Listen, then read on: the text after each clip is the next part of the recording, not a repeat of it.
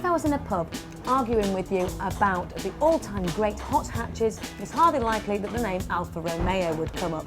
Granted, they've made some fantastic cars, but they're nowhere near the cult status of the likes of Golf GTIs and Ford RS models.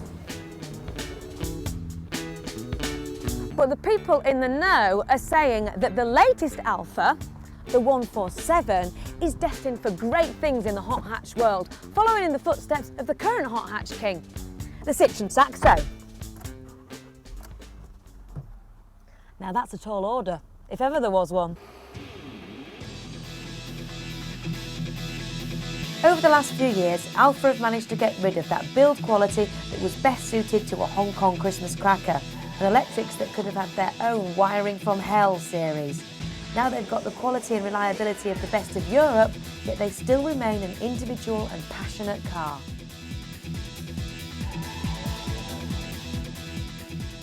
Now, being a hot-blooded Italian company, Alfa like to do things differently, and when it comes to interiors, this is a good thing.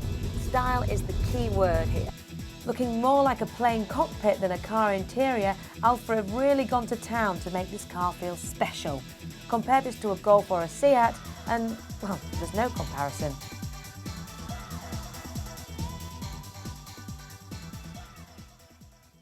In general terms, where Alfa will score points over the competition is with their Latin design flair. There's no mistaking this 147 for a Golf, Beamer, or indeed anything else on the road, and it's that identity that any cult car needs, be it a Mark I Golf GTI, Citroën Saxo, or Alfa Romeo.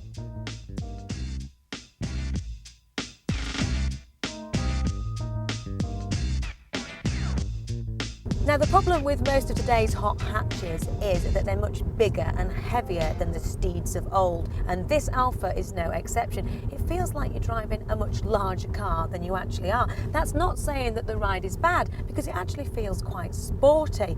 It's just not one of those cars that you'd want to chuck into corners, go-kart style-y.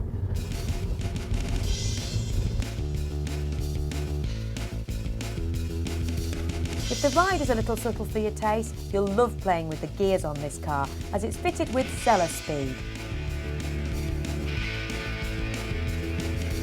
That's paddle change to you and me. Just like Formula 1, you can keep your foot in and paddle away to your heart's content.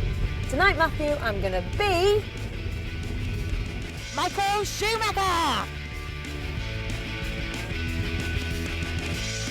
Though maybe not quite smooth enough for a racing car, the change is as smooth as any of the semi-automatic gearboxes we've tested, and it's a doddle to use.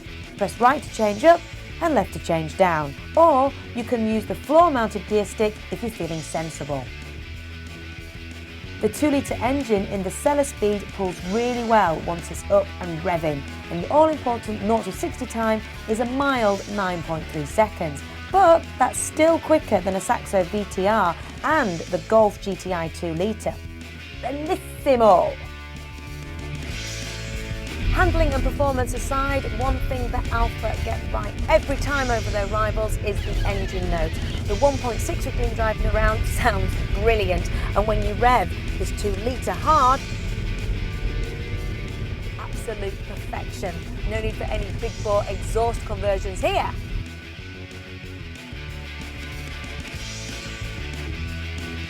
Well, there's no doubt in my mind that from a sporting aspect, the 147 knocks a 2-litre Golf GTI for 6. But there's a big issue of price. At 17 grand, the Alfa is not cheap. And where the previous all-time great hot hatches have shone is with cheap, no-frills performers.